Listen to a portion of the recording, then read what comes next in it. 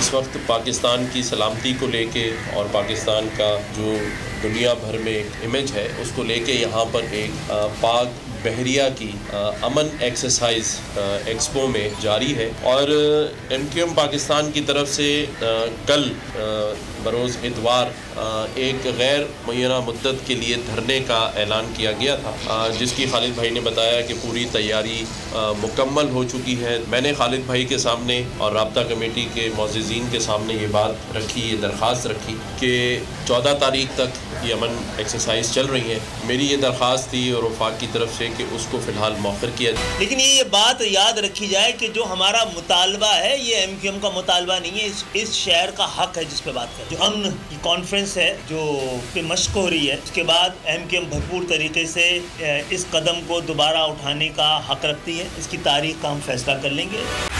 बोल उड़ाएगा सबका होश, भूल जाएंगे सब अपना जोश। देखिए पाकिस्तान की सबसे बड़ी PSL ट्रांसमिशन सकलैन मुश्ताक, रमीज राजा, सुहेब अलवी, जमील फारूकी और फहीम खान के साथ खेल का जुनून रोजाना रात 11 बजे सिर्फ बोल न्यूज पर। सब्सक्राइब करें और बेल दबाएं ताकि कोई खबर रह न जाए।